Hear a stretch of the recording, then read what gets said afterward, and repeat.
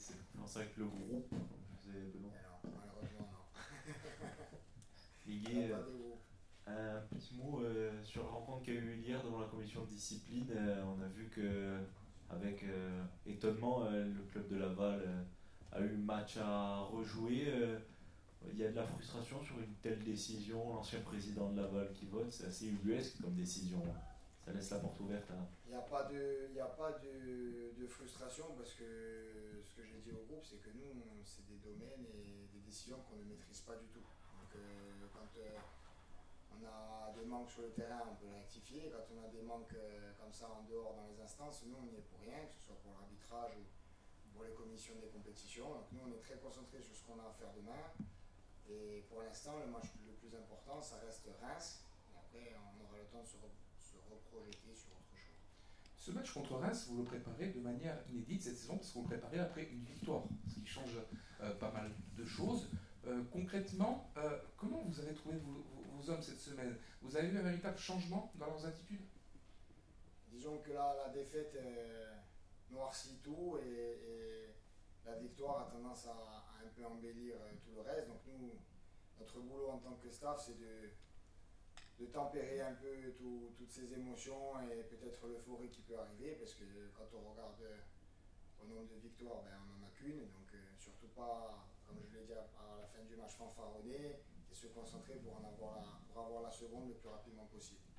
Pour rebondir sur ce que disait Julien à la fin de la rencontre face à Clermont, on vous avait demandé qu'est-ce qui avait changé dans ce groupe, en tout cas sur ce qu'il avait dégagé. On avait l'impression qu'il y avait une intensité un peu plus importante. Vous nous avez dit c'est encore trop tôt pour y répondre. J'ai eu que 24 heures avec eux. Là, il s'est passé un petit peu plus de temps. Concrètement, qu'est-ce qui a changé selon vous, si quelque chose a changé, bien sûr? C'est l'atmosphère de travail, c'est lié un peu avec la question précédente. C'est que c'est sûr que quand on gagne, on ne voit pas qu'au niveau du groupe, hein, au niveau du club, au niveau ça peut être les cuistots, ça peut être les intendants. Tout le monde est plus heureux parce que on est lié par le même objectif, c'est que le Sporting Club de Bastia réussisse. Et quand le Sporting Club de Bastia réussit, ben, tout est plus facile en interne. Et même à l'extérieur, ben, on sent que l'espoir renaît. Donc c'est ce qui a changé au niveau de l'environnement du club et au niveau de nous, je dirais l'équipe professionnelle. Vous êtes déjà face à un premier problème, c'est l'absence d'un de vos cadres, Tom Ducrot. Est-ce que ça veut dire que vous avez déjà réfléchi à faire sortir Jeannet de son loft, on va dire, ou est-ce que c'est plutôt Etoga, ou est-ce que vous n'allez pas le dire parce que c'est trop tôt? Non, non, c'est déjà on rectifie sur Jeannet, c'était pas du tout un loft, il s'était un peu égaré à un moment donné, mais rien de catastrophique. Il y a une décision qui a été prise au niveau du staff, dont je faisais partie avec Benoît. J'ai décidé, quand j'ai repris les rênes, de maintenir cette sanction parce que ça me semblait être une sanction juste sous Benoît. Donc, vu que j'avais donné moi, mon accord, enfin, il n'y avait pas besoin d'accord, mais que j'avais approuvé la décision, j'ai gardé ma ligne de conduite. On avait dit que c'était une semaine, et là, Joss reprend tout simplement sa marche en avant avec le groupe, mais il n'a jamais cessé de s'entraîner ou d'être en forme. Donc, on a le choix de le faire jouer, j'ai le choix de le faire jouer demain ou pas. On a vu que sur la dernière rencontre, le Sporting a pas mal tenté, mais il a eu du mal à réussir cette dernière passe pour être vraiment plus dangereux ou pour ne pas pêcher dans la finition. Comment vous avez travaillé cette semaine dans les derniers gestes, dans les 30 derniers mètres? On part du constat que peut-être qu'on se créait pas assez d'occasions nettes par rapport au profil de joueurs qu'on avait, par exemple un Jérémy Sebas, un Félix, un Eman. Moi je veux bien qu'on les critique ou qu'on soit toujours derrière eux en disant que le problème du Sporting c'est eux. Il y avait Nico, il y a Maxime Blé, je ne vais pas tous les citer, mais bon, je l'ai presque fait.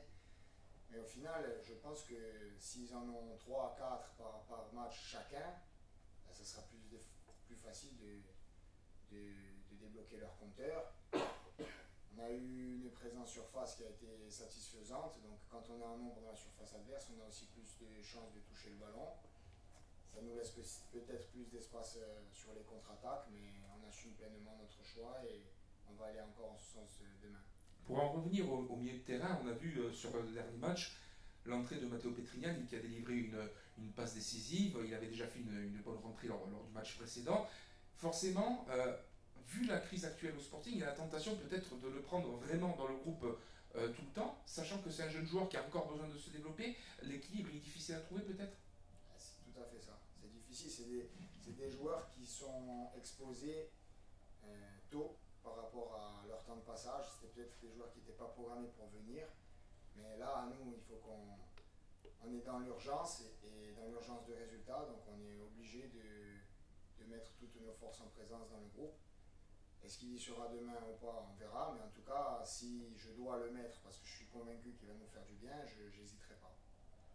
Sans minimiser la victoire face à Clermont, c'est une victoire qui a été obtenue avec du caractère, avec les tripes, avec de vraies qualités mentales, mais sur la longueur, ce ne sera pas suffisant. On ne pourra pas tenir que sur ces qualités mentales-là, même si elles seront importantes.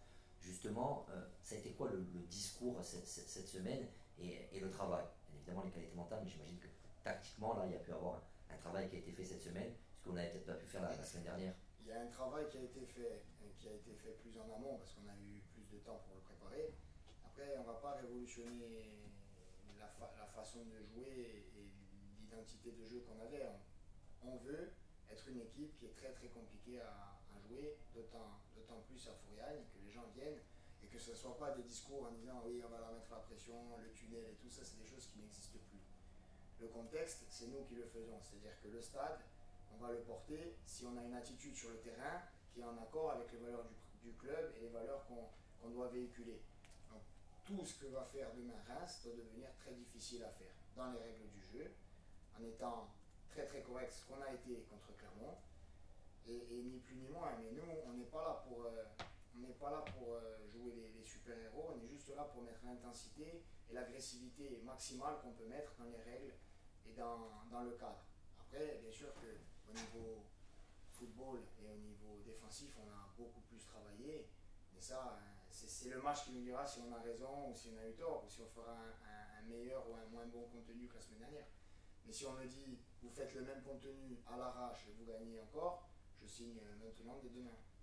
Vous dites que vous ne voulez rien révolutionner, enfin c'est humble, mais tout de même vous avez mis Harris beaucoup plus au milieu, vous avez réaxé apparemment vos deux attaquants. Est-ce que ça va être la méthode de Miguel Moretti parce que vous avez analysé les manques, les besoins?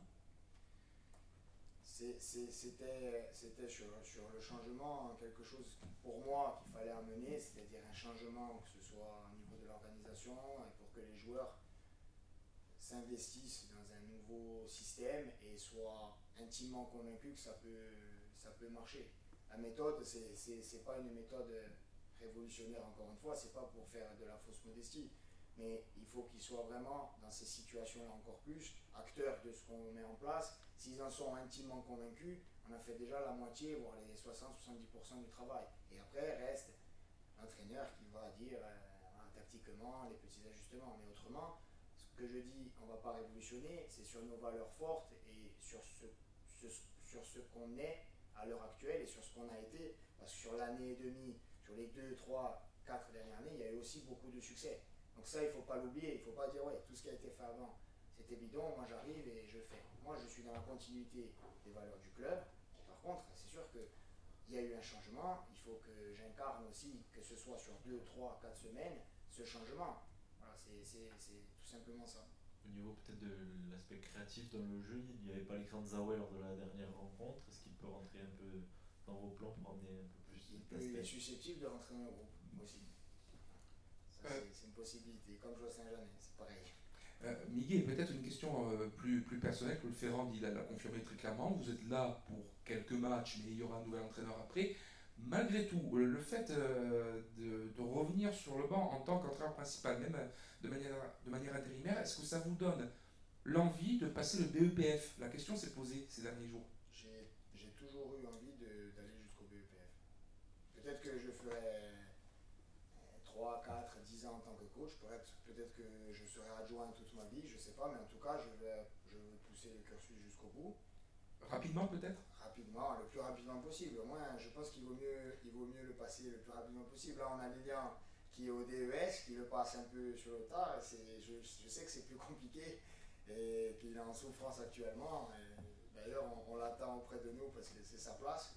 Mais le plus rapidement possible, au moins je l'aurai derrière. Et par contre, sur la communication du président, c'est très clair, ça a été très clair avec moi, moi j'ai été très clair avec lui. Et on s'accorde à dire que moi je ne suis pas là pour mettre dans l'embarras le futur entraîneur, mais je suis là pour lui faciliter la tâche.